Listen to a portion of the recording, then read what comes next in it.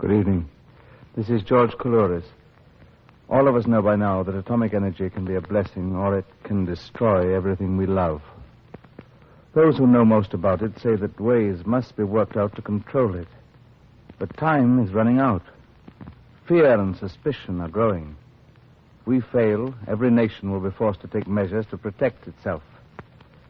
This is a story of what could happen to our way of life in an atomic arms race. The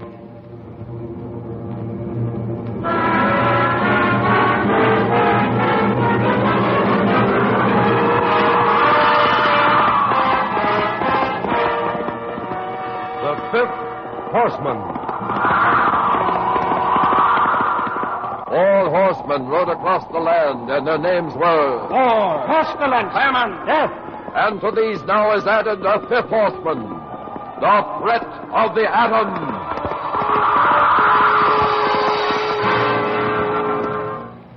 The National Broadcasting Company and its affiliated independent stations present The Fifth Horseman, written and produced by Arnold Marquis. Here is an account of the significance of atomic energy and the problems it poses to mankind. Starring George Coulouris, this is the fifth in the series titled 0-1.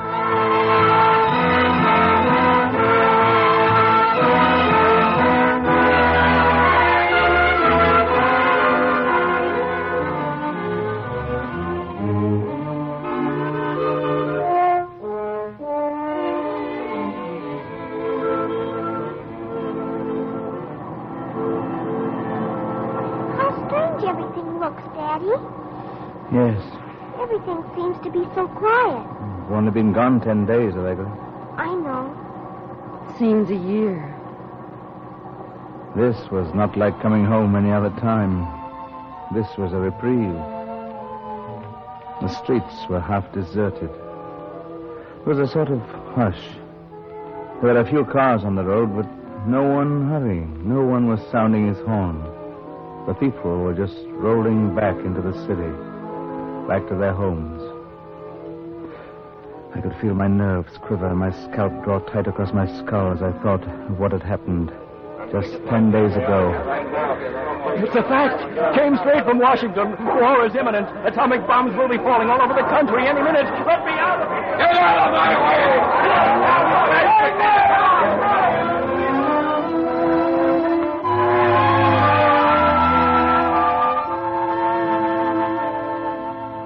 Hundreds of thousands of people in panic, pouring out of the city like rats leaving a sinking ship. And us with them, Martha and Allegra and I. We were lucky. At least we had friends in the country. 10 days of holding your breath, waiting beside the radio, ready to hear that atomic bombs were exploding in our cities. Oh, Daddy, you missed our street. Huh? You went right past our street. Oh, I missed it too. Well, I'll drive around the next block. The quietness of the street was frightening. People solemnly coming back to their homes. The same people whose eyes were blazing with fright 10 days ago, driving pell-mell out of the city, with their horns screaming. We'd been waiting for this a long time. Ever since all attempts to put atomic bombs under international control came to naught 10 years ago, back in 1946. Yes, we knew that all the countries had been working on atomic bombs ever since. The world divided into armed camps, secrecy becoming deeper and deeper, suspicion growing, tension more and more unbearable. Oh, there's our house. There's our house. Oh, it never looked so good. Oh, and there's Mr. Brother next door. He must have just got home, too. Yes. Well, we're home. Thank heavens. Allegra, will you take in these blankets? Oh, yes. I'll take the other things. I'm bringing the grip. Don't drop those things now, Allegra. Oh, no, I won't. Well, you're back, are you? Yes. Where did you go? Oh, to friends, 100 miles up the country. I went out to the lake. Heard drinking water might be poisoned. I figured it might be smart to be near the lake. Yes? If you ask me, running the risk of our cities being blown off the map just for the right to fly over a faraway country is foolishness. It's not worth it. Yes. As things are now, nobody's going to be sure from 1 minute to the next whether atomic bombs are going to fall on us. We'll be in bed Hello there. Well, did you get over your fright? Hello, Noble. Hello. Didn't expect to see you back so soon. Well, I figured if they gave us a whole week to get out of the cities, they wouldn't do it this time. Who's going to hit us? With the stock of atomic bombs we've got, who's going to pick a fight with us? I didn't run away. Listen, Noble, there's not going to be any warning. Well, if you want to let them stampede you into panic, that's your business. Government's been spending money on planning and talking about dispersal for 10 years now, and nothing happened. Up and down the street, I could see other cars coming home. People piling out of them with armfuls of bedding and clothes and going back to their houses.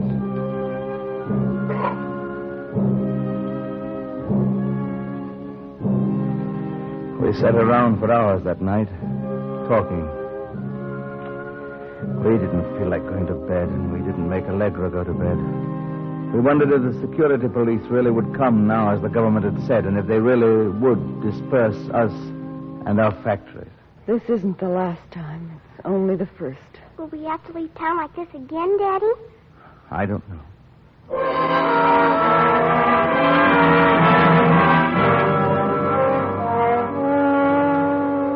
The next morning it started.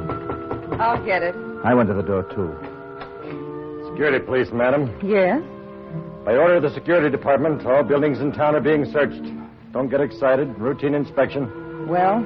Go ahead, Sergeant. All right, now, sir, you take care. They went through every room in the house and down to the cellars. They spent quite a while there, knocking at all walls and handling queer-looking instruments. When they'd finished, they took Martha and Allegra and me back into the living room and checked every detail of our security records, which had been on file in the precinct headquarters of the security police for several years. All of you report to the precinct headquarters for fingerprinting within 3 days. All right, sir.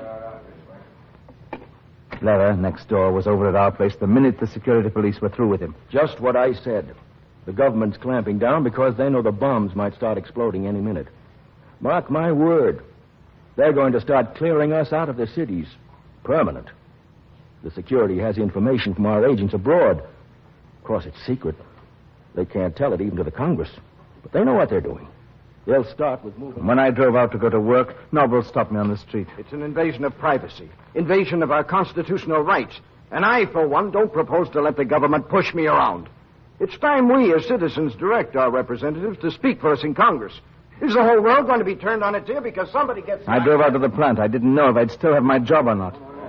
A bunch of the men I work with were milling around outside. I parked the car. Fallaz and another fellow came over to me. You might as well go home. The place is closed. Closed? Yeah, the government's moving the plant 2,000 miles away to a hole in the ground. Our plant?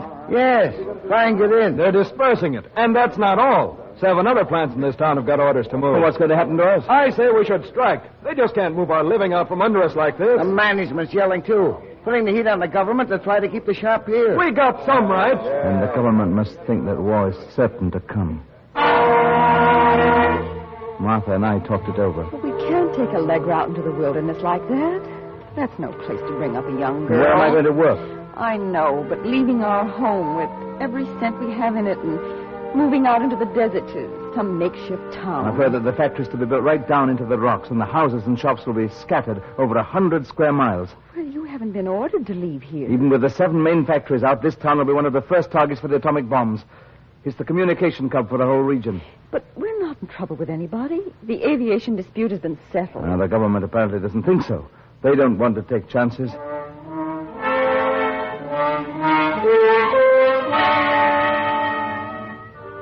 Then the strike was called. The workers in all the plants that had been ordered to move out west paraded through the streets.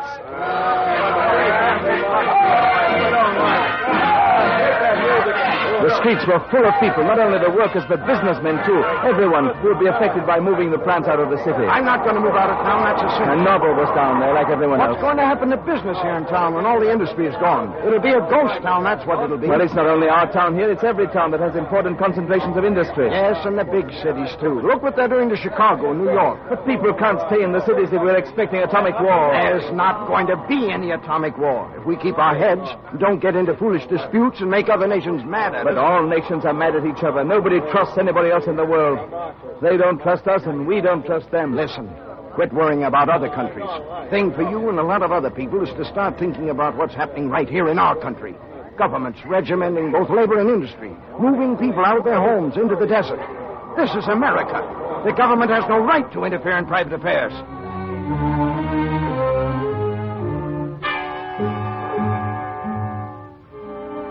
What was happening in our town was happening in almost 100 places all over the country.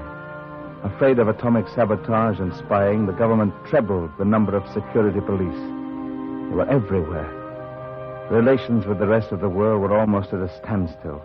Only very few people were permitted to leave the country or to come in from abroad. The political fight is rolling up in the climax in Congress over the Emergency Power Act, which would empower the President and his advisors to act for the United States without consulting Congress. Defenders of civil liberties are fighting a losing battle against the argument that other nations, because of their form of government, can make instant decisions as to atomic warfare, while the U.S., because of its constitutional processes, can move only very slowly. The charge that the government is already... We are at a disadvantage. What are you talking about? Don't talk to me like that, Noble. You were one of those that ridiculed the idea of international control of atomic weapons 10 years ago. Now look what we've got. We don't have to be scared of anybody. The United States has got more atomic bombs and long-range rockets than any nation on Earth. Let me tell you something, Noble. I heard on good authority that some foreign nations have bombs 10 times as terrible as ours, and that they've discovered a new kind of bacteria. And I heard You heard? Yes! When I was in Washington last month, I heard that rocket launching sites have been set up against us even right here in the Western Hemisphere. They say that some countries have leased islands in the Pacific to be used as rocket sites against us, so we'll never be sure where the rockets come from. There was no work to do. The plant was still closed. The workers were still in town. I sat by the radio all day. And so the battle was ended with the victory for the Emergency Power Act. Effective immediately, the President and his advisors are empowered to make any military or economic move they deem necessary. The Congress has retained the right to investigate the actions of the government after the emergency is over. But when will it be over, if at all? With this drastic move, some of the fundamental That's principles dictatorship. of American freedom... That's military dictatorship. Soon it started. A force of security police came into town. Armed with Tommy guns, they were deployed around the plant. The machinery was being moved out, and they didn't want to take chances of anybody interfering with the removal. All who worked at the plant came down to see it, but the security police kept us back a good distance. They're doing the same thing at all 7 of the plants, moving them out bag and baggage. They seem to be in a hurry, too. Yeah, but who's going to run those machines for them out there? We are, not me. I got my home here. I ain't moving out into any wilderness. Well, Oz was determined. I stood there a long time, listening to the talk, watching the machinery being moved out. I tried to picture what the town would be like with all 7 plants closed down. Well, where would I get a job? I went home. Are we going to move away, Daddy? I don't know. There's just been an announcement on the radio. The trouble's broken out again in Asia. Who made the announcement? Came from Washington. It's about that same thing, airplanes. One of our planes has been shot down and 3 others forced to land. Oh, that's why they're in such a hurry moving out the plant. Are they going to bomb us, Daddy? I went to the door. It was Blether. Did you get the news? Yeah, Martha just told me. I don't see why they don't settle this thing. Are we going to get blown to pieces for the sake of aviation rights over someplace thousands of miles away?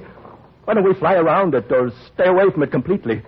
You know what I heard? Oh, no, brother, but I didn't want Allegra and Martha to hear any more of his rumors, whether he was right or wrong. Shall I answer it, Daddy? Yes. What'll happen is that they'll just... Security police. Oh, security police. They came in, asked for my identification card, and then asked Blether for his. Oh, yes, Mr. Blether. We've just come from your house. Your wife told us you were here. Yes. Here are your evacuation orders. Here are yours. He handed sealed envelopes to Blether and me. You will make preparations to leave with the draft to the factory dispersal areas on Saturday. Leave? What about my house? What about my family? You can take your family along or leave it behind as you wish. You'll find instructions in the envelope.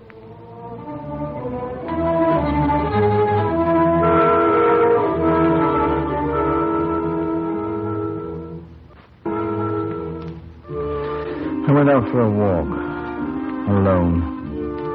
I tried to figure it out. First, I hardly noticed the people on the streets. And then I noticed there were more and more. Many had their orders to move. As I approached downtown, I could feel the excitement. Thousands of people, helpless, all facing the same thing, all bursting to talk about it. And there, ahead of me in the crowd, was Noble. This is a violation of our constitutional rights. Are we going to stand by and let a dictatorship move us around like cattle? He's right. Those fellows. They're not going to move me out of town without binding me hand and What foot. has become of the Bill of Rights? And what has become of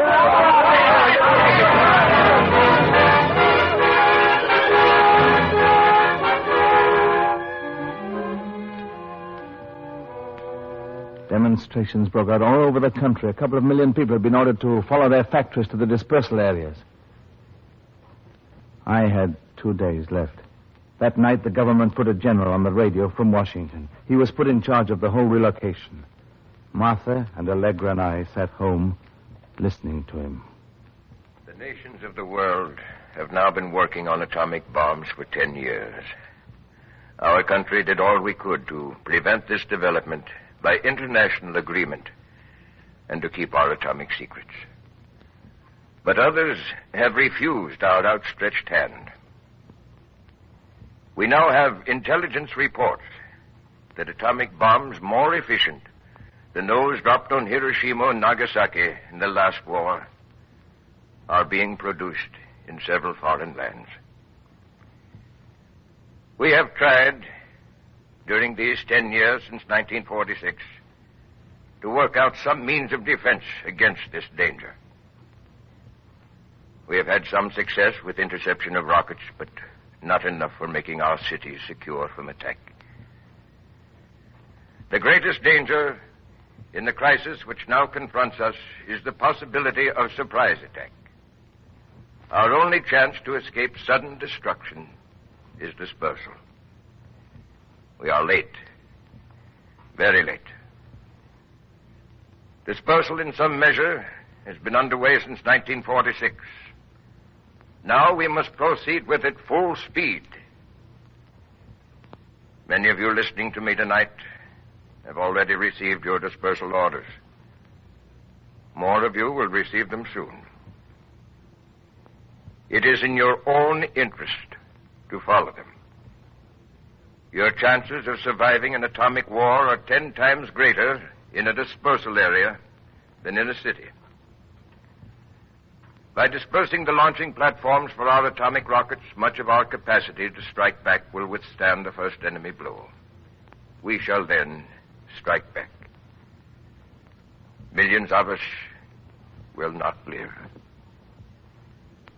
But we can hope that our country will be saved. I ask you, in the name of the government, and in the hope you and yours may be among the survivors, that you obey your dispersal orders and cooperate in every way possible. May we have a better tomorrow. We're going with you, Allegra and I. Oh, good. I didn't want Daddy to leave us.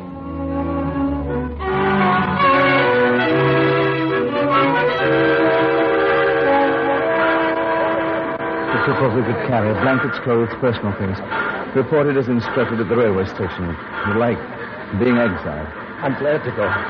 I'm really glad. Leather took his family with him. Only thing I'm worried about is my house. Who's going to buy it? Nobody's going to live in a city that's going to be... Maybe the government will compensate you. Come on, Allegra. Are we going to get on now? Fellows from the plant came up to me. Look at the security police everywhere. Like we're being taken to a concentration camp. Yes. I'd like to know how long they're going to keep us out there. We're going to live out there the rest of our lives, which may not be long.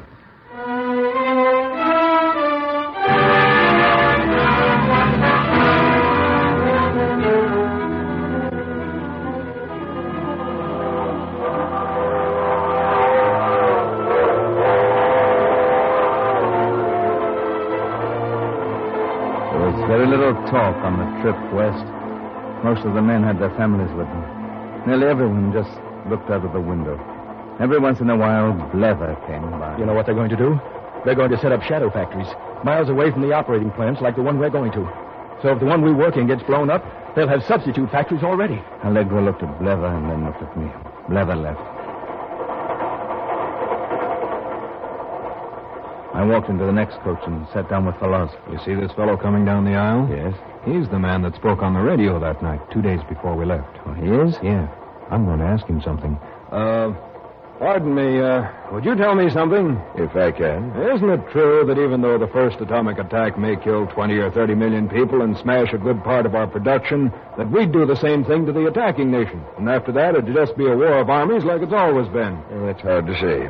After the atomic bombs explode, airborne troops may parachute out of the sky and try to use the confusion to seize strategic points all over the country. You think all our cities will be hit at once? Very likely.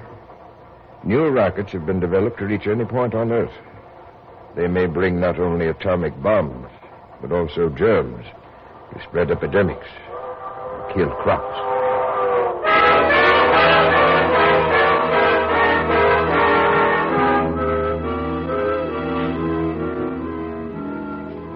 The train stopped at a siding out in the country.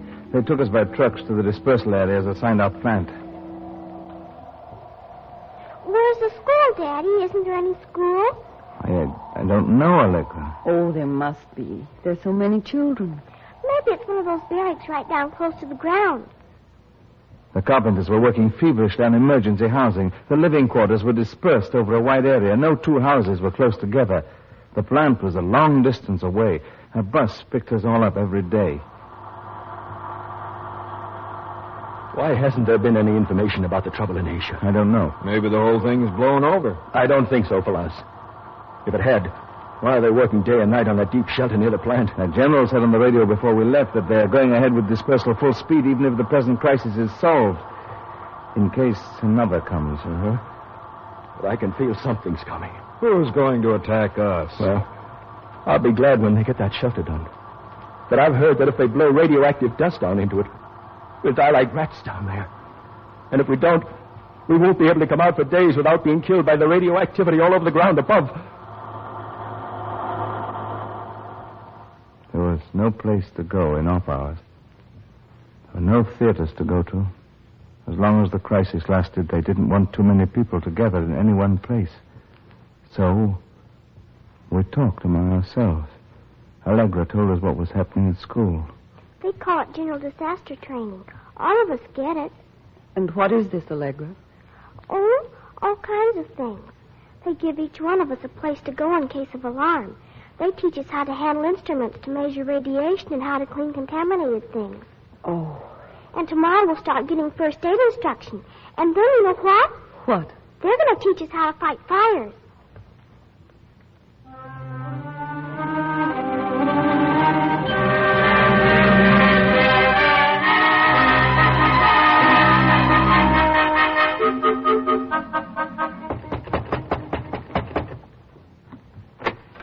Did you hear about Falaz? Falaz, what do you mean? He's been arrested. He's a saboteur. Saboteur? Nonsense. Yes, he is. The security police picked him up. They caught him with part of an atomic bomb. Falaz? Oh, no, that can't be. It's true. He was going to blow the plant up. You know, with an atomic bomb, you don't have to put it right under the thing you want to blow up. All you have to do is...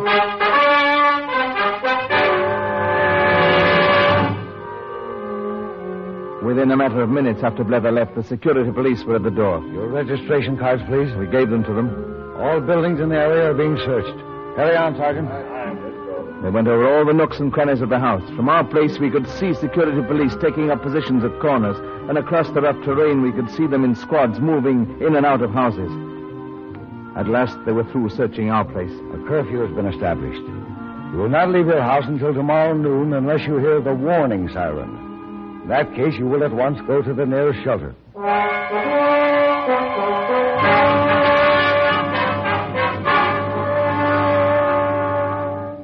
Hope has not yet been abandoned that an agreement can be reached. But the President has now placed the entire nation on alert. The President asks that every man, every woman, and every child remain calm and stand by to carry out orders. Our forces are disposed and prepared to take whatever action necessary. We are now leaving the air, but leave your radios on to receive instructions.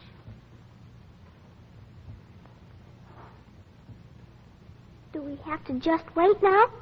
Yes. Just wait. We waited. We talked about our home and people we knew. I wondered where they were. Outside, it was getting dark. We stood at the window and looked out. Shadows were settling over everything. Gloom. After a while, we couldn't make out anything. Allegra asked me to tell her about when I was her age. Listen, the siren. That's it. Are the bombs going to come now? That means we've got to go to the shelter, Allegra. Oh. Let's get some blankets and clothes to get them out. The bus should be here to pick us up any minute. Hurry.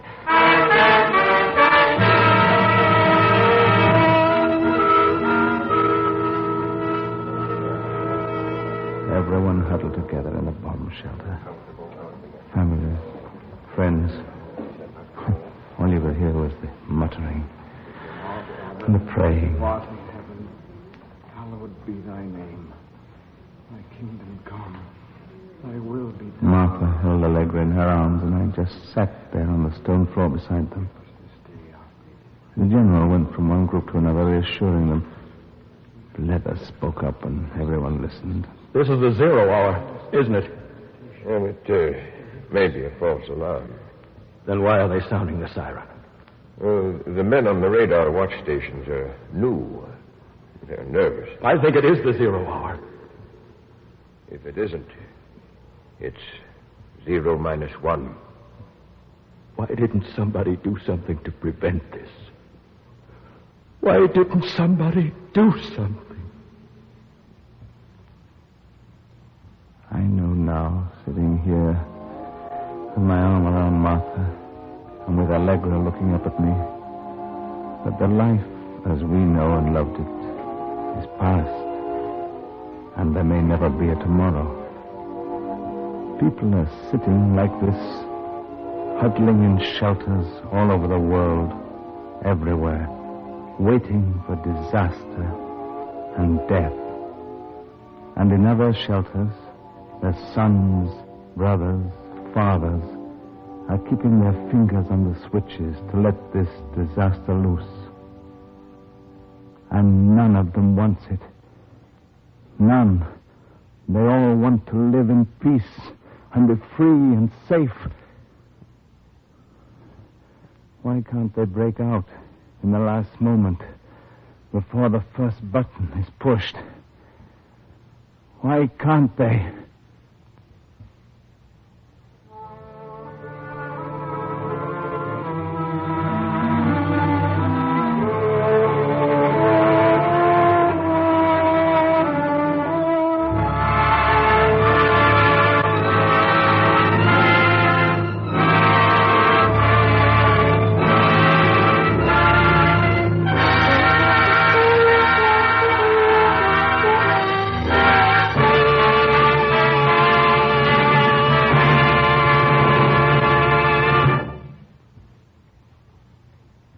Ladies and gentlemen, you have just heard George Coulouris, starring in the 5th program in NBC's new series, The Fifth Horseman, written and directed by Arnold Marquis. An account of the significance of atomic energy and the problems it poses to mankind. Next week at this time, over most of these stations, the National Broadcasting Company will present the 6th program in this series of 8, titled Doomsday, a story of what can happen to our land should control of atomic energy fail and war come.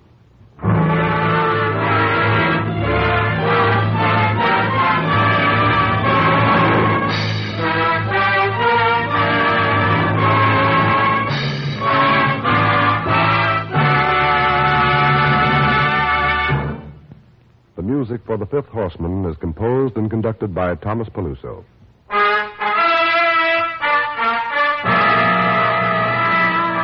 The Fifth Horseman came to you from Hollywood. This is NBC, the National Broadcasting Company.